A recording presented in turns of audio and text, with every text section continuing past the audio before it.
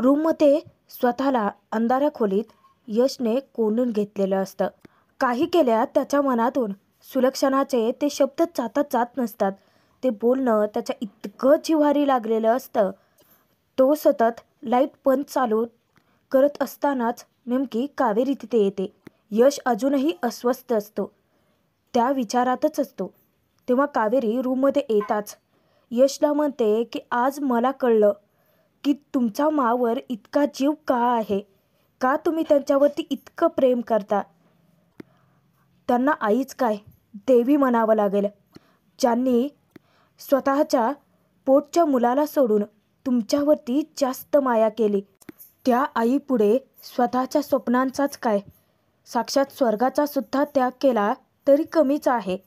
मला माफ करा, आज माझ्यामुळे तुमच्यावरती ही वेळ आली.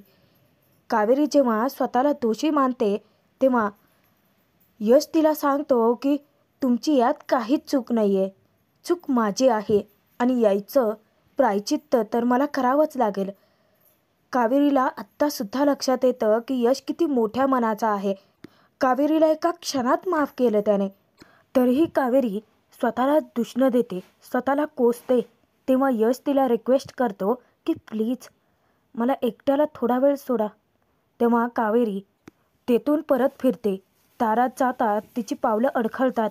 मागे वळून यशकडे पाहत ती एकच विचार करते की तुमचा आणि माझा प्रवास एकच आहे, म्हणून मी तुम्हाला समजू शकते.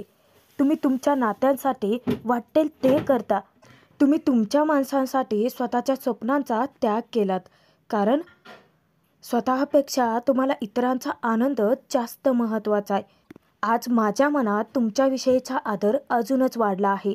मनोमन कावेरी यशला वचन देते की तुमच्यात आणि मामध्ये माझ्यामुळे जो दुरावा आला आहे तो लवकरच मी दूर करेन आणि तुम्हाला परत एकत्र आणेन. त्यानंतर दुसऱ्या दिवशी सुलक्षणा ज्या वेळेस तुळशी मातेची पूजा करत असते तेव्हाच यश धावत येतो आणि सुलक्षणाला घट्ट मिठी मारतो. तिला गुड मॉर्निंग बोलतो. नेमकं कावेरी बाहेर येते. कावेरी जेव्हा यशला असं सुलक्षणाला बिलगलेलं पाहते तेव्हा ती खूप खुश होते, कारण तिला वाटतं की बहुतेक यांच्यातला दुरावा मिटला असावा. परंतु दुसऱ्याच सेकंदाला सुलक्षणा यशला आपल्यापासून दूर करते. यशला खूप वाईट वाटतं, खूप जिव्हारी लागतं त्याच्या. सुलक्षणा तिची पूजा कंटिन्यू करते. तुळशीला प्रदक्षिणा घालत असताना यश मागे सरकतो. त्याच्या मनामधलं दुःख अजूनही सुलक्षणाला कळलेलं नसतं. यश सुलक्षणाला बोलण्याचा प्रयत्न करतो, परंतु ती त्याच्यापासून तोंड फिरवून तशीच निघून जाते. कावेरीला त्याच्यासाठी इतकं वाईट वाटतं. यश आता खूप वैतागलेला असतो. सुलक्षणाचा राग दूर करण्यासाठी नक्की काय करता येईल याचा विचार करतो. तोचपर्यंत कावेरी किचनमध्ये जाते आणि विद्याला विचारते की भाजी मी निवडू का. विद्या आता ते काम तिला करायला देते आणि त्यानंतर ती वाटण वाटायला घेणार इतक्यात सुलक्षणाच किचनमध्ये येते. येता क्षणी कावेरीला तिथे काम करताना पाहताना तिच्या डोक्यात तिडीक जाते. विद्याला ती खडसावते की विद्या, नाही म्हणजे घरातली कामं तुझ्या जीवावर यायली आहेत का. विद्या मान खाली घालून नाही म्हणते. सुलक्षणा काय डायरेक्ट बोलत नाही ती कावेरीला. विद्याला सांगते की हिला म्हणावं इथे मनाविरुद्ध कामं करत बसायची काही गरज नाही आहे. ज्यांना घरातलं काम करणं जीवावर येत असेल ना त्यांना इथे थांबण्याची काहीच गरज नाही आहे. यांना सांग इथली कामं करत बसायची खरंच गरज नाही आहे, कारण कामं करण्यासाठी या घरातल्या बायका खमक्या आहेत. या आधीसुद्धा आपण एकत्र हसून खेळून एकमेकांशी गप्पा मारत कामं करतच होतो की. विद्या, यांना सांग अगं इथून निघून जा म्हणावं. तेव्हा कावेरीला धक्काच बसतो. तिचे डोळे पाण्याने गच्च भरतात. भरल्या डोळ्यांनी ती सुलक्षणाला म्हणते की नाही, मला घरची कामं म्हणजे जबरदस्ती नाही वाटत. तेव्हा सुलक्षणा विचारते की हो मग काय वाटतं ग. तसंही तुला स्वयंपाक करायला येतच नाही, त्यामुळे मला माझ्या किचनमध्ये तरी गर्दी नको आहे. त्यामुळे तू जा बरं, निघून जा इथून. कावेरी तेथून हलण्याचं नावच घेत नसते. तेव्हा सुलक्षणाचं लक्ष जातं त्या चिकूच्या दुधाच्या बाटलीकडे. सुलक्षणा तिला विचारते की काय हवंय. दूध. आणि ते कामसुद्धा ती विद्यावरती सोपवते. विद्याला सांगते की थोडं दूध गरम कर, त्या बाटलीमध्ये भर आणि ती बॉटल त्यांच्या रूममध्ये नेऊन दे. परत ती कावेरीला टोमणे मारते, टोचून बोलते. नाही म्हणजे आता यासुद्धा गोष्टी यांना आपल्याला शिकवायला लागतील ना. तसंही तू अगं स्वयंपाकघराला स्वयंपाकघर समजतच नाही, कुकिंग क्लासेस समजते नाही का. कावेरी आपली बाजू मांडणार तर सुलक्षणा आता हात वर करते. तेव्हा कावेरीची बोलती बंद होते आणि शर्मेने ती मान खाली घालते. काही वेळानंतर जेव्हा ती रूममध्ये परतते तेव्हा सुलक्षणाचे टोचून बोललेले शब्द तिच्या व काळजावरती घाव घालतात. अजूनही ती त्याच विचारात हरवलेली असते. एकतर यशचा भूतकाळ ऐकल्यानंतर सुलक्षणाने त्याच्यासाठी जे काही सॅक्रिफाईस केलं आहे त्याच्याबद्दल कावेरीच्या मनात तिच्याविषयीचा आदर वाढलेला असतो. परंतु तिचं हे असं बोलणं ती जरा जास्तच मनाला लावून घेते. ती रडत असतानाच अचानक विद्या दूध घेऊन कावेरीच्या रूममध्ये प्रवेश करते. येता क्षणी दुखावलेल्या कावेरीला ती विचारते की वहिनी काय झाले. तेव्हा सुलक्षणा कावेरीवरती नाराज आहे, त्यामुळे कावेरी स्वतःला अपराधी मानते. विद्यापुढे आपलं मन मोकळं करते की मांना मी दुखवलं आहे आणि आता मला कधीच माफ नाहीत करणार. तेव्हा विद्या कावेरीची समजूत घालते, तिचे ती अश्रू पुसते. हां, कळते मला तुमचं दुःख, परंतु अजिबात तशा नाही आहेत. म्हणजे ना अगदी नारळ आहेत. वरून कितीही कठोर वाटत असल्या ना तरी मनातून खूप मऊ. विद्या कावेरीला धीर देते, समजावते की तुम्ही काळजी करू नका कावेरी वहिनी. अहो तुम्हाला एक दिवस नक्की माफ करतील आणि जे काही घडलं आहे ते विसरून परत तुम्हाला ते ॲक्सेप्ट करतील. माझ्यावरती विश्वास ठेवा. तुम्हाला नक्कीच सून म्हणून स्वीकारतील. कावेरी विद्याला म्हणते की मला स्वतःपेक्षा जास्त काळजी यशची वाटते. त्यांच्या आणि मध्ये जे काही घडलं आहे ना त्याचं खूप टेन्शन आलं आहे आणि मनोमन ती विचार करते की यशसाठी आता मलाच काहीतरी करावं लागेल. सुलक्षणा यशला एकत्र आणण्यासाठी पुढे नक्की काय सूत्र हलवावी लागतील याचा कावेरी विचार करते. काही वेळाने जेव्हा सगळे पुरुष मंडळी जेवायला बसलेले असतात तेव्हाच नेमका यशही येतो. यश येता क्षणी विद्या त्याला ताट वाढते. इतक्यातच पाठीमागून कावेरी येते. कावेरीला येता क्षणी सुलक्षणा तिच्याकडे डोळे वटारून पाहते. कावेरी आहे त्याच ठिकाणी थबकते. विद्या यशला म्हणते की भाऊजी, अहो वाट कसली बघताय, सुरू करा जेवण, वाढलंय मी. तेव्हा श्रीकांतही विचारतो की काय रे, कसला विचार करतोयस, जेवून घे. तेव्हा यश सगळ्यांसमोर सुलक्षणाला रिक्वेस्ट करतो की आज मी पहिला घास च्या हातूनच खाईन, तरच जेवण करेन. सुलक्षणाला त्याने पेचात टाकलेलं असतं. तेव्हा यमुना काकू दोघी एकमेकींना खुणावत असतात. यश कान पकडून सुद्धा माफी मागतो. सॉरी चुकलं माझं, प्लीज माफ कर ना. तेव्हा सुलक्षणा विद्याला म्हणते की विद्या, अगं या घरात कोणीही लहान नाही राहिलं. मी घास भरवायला, आता ते मोठे झाले आहेत. स्वतःचे निर्णय स्वतः घेऊ शकतात, स्वतःचे नियम स्वतः बनवतात, ते नियम स्वतः तोडतात. आता कोणाला माझी गरज राहिलेली नाही आहे ना. परत सुलक्षणा यशच्या जिवारी लागेल असं बोललेली असते. परत तो दुखावला जातो आणि कावेरीला परत यशसाठी खूप वाईट वाटतं. यमुनाला मात्र मस्त उकळे फुटत असतात. हसून आनंद साजरा करतच असते. तेव्हा सुलक्षणा श्लोक म्हणते, जिथे नाही भावना तिथे ठेवू नये पाया आणि जिथे नाही प्रेमाचा संवाद तेथे नको जाया. विद्या, जिथे आपली गरज नसते ना तिथे अडकून पडू नये अगं माणसाने, आलं ना लक्षात. तेव्हा विद्या मान डोलावते. त्यानंतर ती श्रीकांतला सुद्धा म्हणते की हो जेवण करा, उशीर होईल ना तुम्हाला. आता यशला सुचतच नसतं की काय करावं की जेणेकरून सुलक्षणाचा राग निवळेल. काही वेळाने जेव्हा तो रूममध्ये तणतणत येतो तेव्हा इतका दुखावलेला असतो.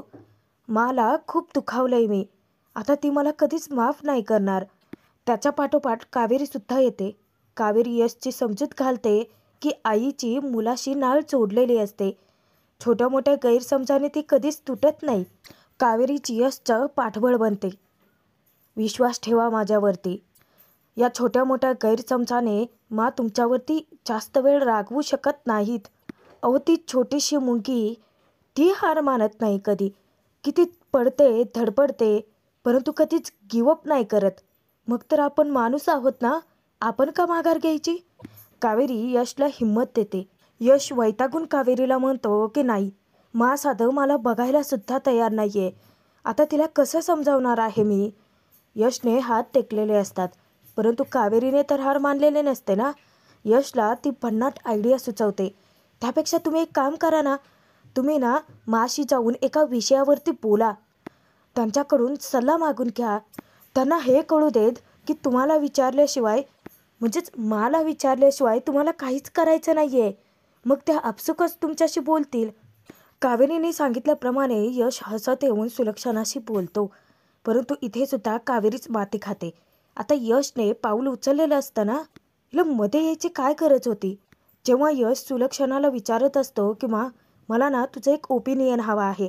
म्हणजे मला असं वाटतं की रेडी टू कुक हे आपण लॉन्च तर करणारच आहोत, परंतु त्याचबरोबर आपण काही गोडाचे पदार्थसुद्धा लॉन्च करायला हवेत. तुला काय वाटतं?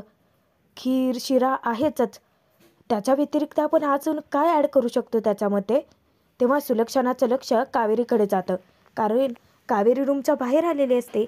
तेव्हा सुलक्षणा परत यशला टोचून बोलते, अरे वा, मला कशाला विचारतोयस तू? उलट आता उघडपणे तू त्या लोकांची मदत घेऊ शकतोस ज्या लोकांसाठी तू लपून छपून माझ्यापासून लपून मदत घेत होतास. आणि तोंड फिरवून निघून जाते ते. यश जेव्हा कावेरीकडे मागे वळून पाहतो तेव्हा कावेरी डोळे मिचकावते आणि असेच प्रयत्न करत राहायला सांगते. रात्रीच्या वेळी यश रूममध्ये विचार करत असताना परत कावेरी त्याच्याकडे येते आणि यशला ती विचारते की मला सांगा, याच्या आधी कधी जर तुमच्यावरती रागवल्या तर त्यांना मनवण्यासाठी तुम्ही काय करत होतात? तेव्हा यश म्हणतो की खरं सांगू का, खरं तर इतक्या वर्षात माझ्यावरती कधीच रागवलेली नाही आहे, परंतु आत्ता तिचा राग पाहता मला असं वाटते की उदयदादासारखं ती मला कधीच माफ नाही करणार आहे. यश हताश होतो. तेव्हा कावेरी परत त्याला हिंमत देते की असं नाही आहे. आई आपल्या लेकरांवरती जास्त वेळ चिडून नाही राहू शकत. माझा हापूसही माझ्यावरती जास्त वेळ रागवत नव्हता. तेव्हा यश मागे वळून विचारतो की हापूस? तेव्हा कावेरी सांगते की माझा बाबा, मी त्याला प्रेमाने हापूस म्हणायचे. तेव्हा कावेरीला तिच्या बाबांसोबतचे ते गोड क्षण आठवतात आणि तेव्हा कावेरीच्या चेहऱ्यावरती एक वेगळाच आनंद, एक वेगळंच तेज पसरतं. यशला ती सांगते की आपल्या आईबाबांचा राग हा अगदी मेण्यासारखा असतो. आपल्या प्रेमाची ऊब जेव्हा त्यांना लागते ना, तेव्हा ते वितळतात. मी माझ्या हापूसला मनवण्यासाठी हीच शक्कल वापरायचे. आणि तीच आयडिया कावेरी यशला सुचवते. नक्की प्लॅन काय आहे ते कावेरी यशला समजावते. त्यानंतर दुसऱ्या दिवशी जेव्हा सुलक्षणा तुळशी मातेची पूजा करण्यासाठी येते तेव्हा तिला त्या ठिकाणी चाफ्याची फुलं भेटतात. ती फुलं पाहता क्षणी सुलक्षणा खूप खुश होते. ती फुलं उचलते. त्याच्या खाली यशने एक चिठ्ठी ठेवलेली असते. यश पाठीमागून वाकून पाहत असतो आणि खूप खुशही असतो. तेव्हा सुलक्षणा ती चिठ्ठी उचलते तर त्यावरती सॉरी असं लिहिलेलं असतं. सुलक्षणाची नजर वळते तेव्हा यश पटकीने तिच्यापासून लपतो. त्यानंतर ती फुलं स्वीकारून सुलक्षणा ती फुलं घेऊन येते ते मंदिरापाशी आणि देवाची पूजा करत असताना ती फुलं ती देवाला वाहते. फुलं वाहत असताना परत सुलक्षणाला दुसरी चिठ्ठी मिळते. जेव्हा सुलक्षणा ती चिठ्ठी उचलते त्यावरतीही सॉरी असं लिहिलेलं असतं. परत ती चिठ्ठी घेऊन ती किचनमध्ये प्रवेश करते. तर आता या प्लॅनमध्ये विद्यासुद्धा सामील असते. विद्या वाट पाहते. सुलक्षणा येता क्षणी ती उगं कामात असले तर दाखवते. तेव्हा त्या किचन कट्ट्यावरती सुद्धा सॉरी असं लिहिलेली चिठ्ठी ठेवलेली असते.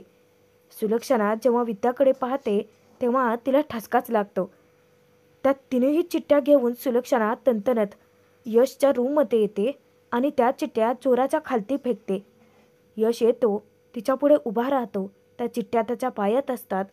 जेव्हा तो सुलक्षणाकडे पाहतो तेव्हा सुलक्षणा त्याला दटावते की हे सगळं थांबव आता, कारण तुझ्यावरचा असलेला माझा राग कधीच जाणार नाही आहे आणि मी तुला कधी माफ करणारही नाही आहे. कावेरीचा हाही प्लॅन आता फसलेला असतो. तर आजचा भाग इथेच संपतो. पुढील भागात बघूयात.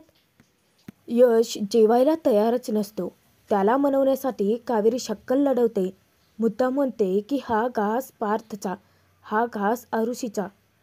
तरी यश ऐकत नाही म्हटल्यानंतर ती नाव घेते ते उदयदादाचं. तेव्हा यश जेवायला तयार होतो आणि घरातल्या प्रत्येक माणसाच्या नावाचा एक एक घास कावेरी यशला खायलाच लावते. तेव्हा यमुना कावेरी यशच्या विरोधात सुलक्षणाचे कान भरते की सरळ सरळ तुझ्याशी खोटं बोलून आत्ता ही लोक तुला मनवण्यासाठी प्रयत्न करतायत. आता तरी बसतोय का माझ्या बोलण्यावरती विश्वास? सुलक्षणा तेव्हा रागात तिच्याकडे कटाक्ष टाकते. कावेरी यशला घेऊन मंदिरात जाते आणि देवाकडे त्याच्यासाठी प्रार्थना करत असताना जेव्हा ती मागे सरकते तिचा पदर उडून यशच्या चेहऱ्यावरती जातो. कावेरी मागे सरकत असताना तो पदरही यशच्या चेहऱ्यावरून मागे पडतो. आता याच घडलेल्या एका घटनेने यशच्या लक्षात येईल का मंदिरामध्ये जिच्यावरती यश इम्प्रेस झाला होता ती मुलगी हीच आहे आणि कावेरी यश सुलक्षणाला एकत्रित कसं आणेल पाहणं मनोरंजक ठरेल.